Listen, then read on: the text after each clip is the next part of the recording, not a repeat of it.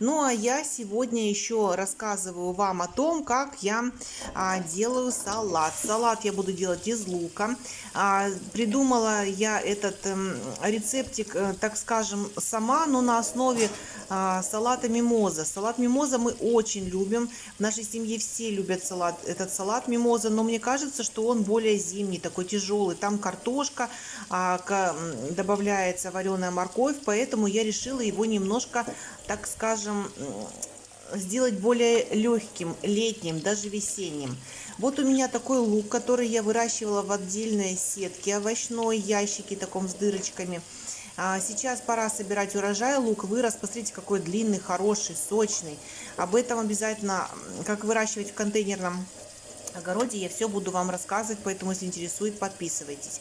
Лук помыла. Теперь мне нужно еще к этому салату отварить рис. Картошку я решила в этом салате заменить на рис. Будет немножко полегче и повкуснее. Тем более рис впитает сок рыбной консервы. Я буду делать из тунца. Давно хотела рассказать вам и обещала, как сделать так, чтобы рис был рассыпчатый. На этот салат я стакан риса буду отваривать. Так вот, самое главное в варке риса — это его очень хорошо промыть. Промываю я не менее 5 вод. Смываю, вода должна стать прозрачной в результате. Что мы смываем? Мы смываем крахмал, который находится на поверхности риса. Если вы его плохо промоете, именно тот крахмал потом и склеивает ваш рис. И еще второй момент, очень важный. Рис нужно прогреть. Когда мы уже смыли в нескольких водах, вода стала прозрачной, мы включаем кипяток из крана. Но вот у меня титан. Если у вас не титан и вода вдруг грязная, горячая, включайте чайник. Один раз заливаете, оставляете 3 секунды, чтобы рис прогрелся, и кастрюля, в которой вы будете варить. Сливаете, еще раз наливаете, еще раз ждете, пока рис прогреется. И затем, когда ставите на плиту, тоже заливаете кипятком, не холодной водой. Что это дает? Это дает то, что рис быстро проходит фазу температуры от 60 до 70 градусов, когда активно начинает выделяться крахмал из него. И получается, что крахмал просто не успевает выделиться из риса, и он становится такой рассыпчатый, не слипается. Также для этого салата я решила сделать майонез сама, потому что он мне нужен такой, знаете, жидковатый, как соус, чтобы был. А сейчас майонезы, те, которые продают, они обычно очень густые. И в этом случае вам понадобится очень много майонеза, чтобы его размазать.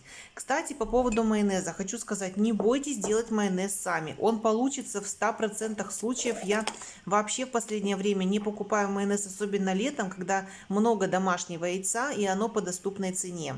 Делаю сразу в баночке. Берете яйцо, неважно, из холодильника, не из холодильника. На это одно яйцо чайная ложка сахара либо меда. Я люблю мед для большего аромата. Чайная ложка горчицы, можете русской острой, можете зерновой, французской, какая у вас есть.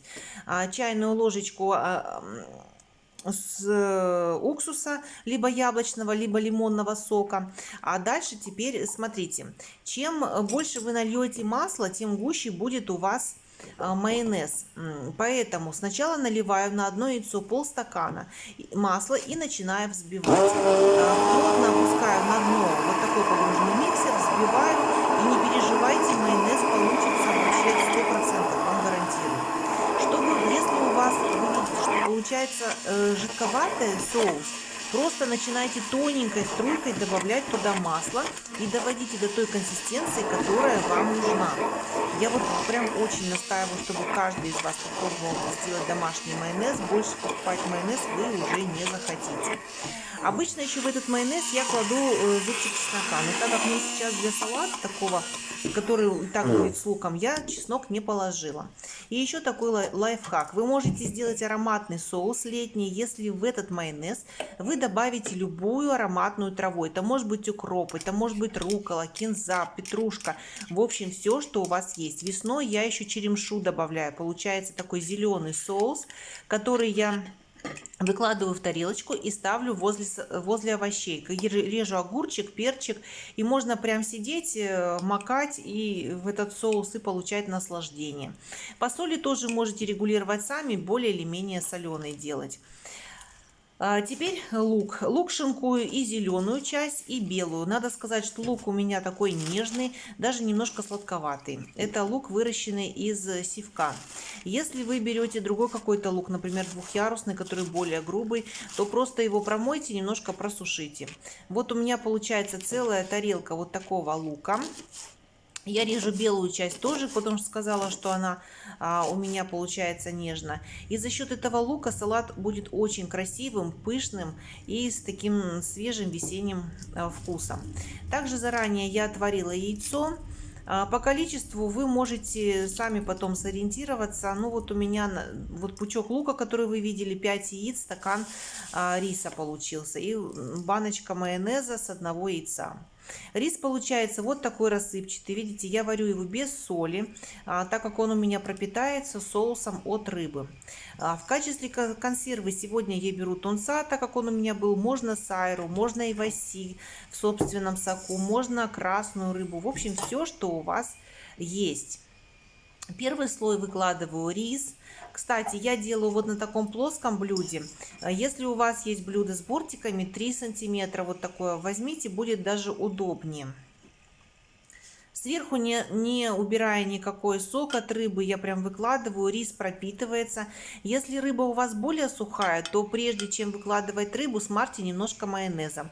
Так как у меня было много рыбного соуса с консервы, то я не стала дополнительно класть майонез, чтобы не делать салат слишком тяжелым и калорийным. А вот на рыбу уже сверху положила майонез, потом яйцо на мелкой терке. Если терки нет, опять же не беда, порежьте просто яйцо, очень мелко пошинкуйте, как только можете, и сверху разложите. Как я всегда говорю, если у вас чего-то нет, это не повод не приготовить. Очень хочется что-нибудь замените, как-нибудь сделайте, все равно будет очень вкусно. Ведь домашняя еда это намного вкуснее магазинной, а на даче, на свежем воздухе так вообще за обе щеки это просто вообще красота. Вот так разравниваю и потом дальше начинаю, каждый слой промазываете майонезом, а слой из лука получается такой воздушный, классный вообще. И потом, когда кладете лук, заново повторяете все слои. Опять рис, рыбу, лук, и сверху я делаю яйцо, немножко меняю местами. Но при желании вы можете сверху первый слой делать лука. Тоже получается очень красиво, такой кудрявый салат. Так как я делаю а-ля мимоза, ну, конечно, салат не очень похож на мимозу, но примерно, то я все-таки решила последний слой делать из тертого яйца. Можно вообще сделать один желток, тогда он сверху будет таким желтеньким и ярким. Мы ели этот салат сразу же, не ставили в холодильник, и даже при этом он прекрасно держал форму, успел пропитаться, пока его готовил. Ну, буквально минут 15 он у меня постоял на столе. А если оставить этот салат в холодильнике, например, на ночь, то на утро он вообще станет очень плотным.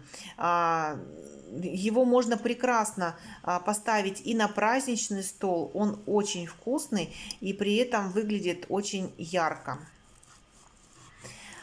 Сверху я покрошила яйцо, можно еще для красоты украсить и веточкой укропа, либо положить 2 пера лука. В общем, здесь уже фантазия, все, что у вас есть, применяйте и свою фантазию прилагайте. Я вам только идею даю, я думаю, что любая хозяйка с подобным рецептом может придумать что-то свое. И в зависимости от того, какую вы возьмете консерву, у вас будет разный вкус этого салата. Хоть каждый день делайте. Кстати, получилось так вкусно, что я готова этот салат действительно кушать, наверное, каждый день. Обязательно его повторю, еще с сайрой сделаю. Ну, а я желаю вам приятного аппетита. Надеюсь, это видео было вам полезным, что вы приготовите вкусненький салат и напишите мне, как он вам понравился. Жду вас на нашем семейном канале. Подписывайтесь. Буду рада всем подписчикам.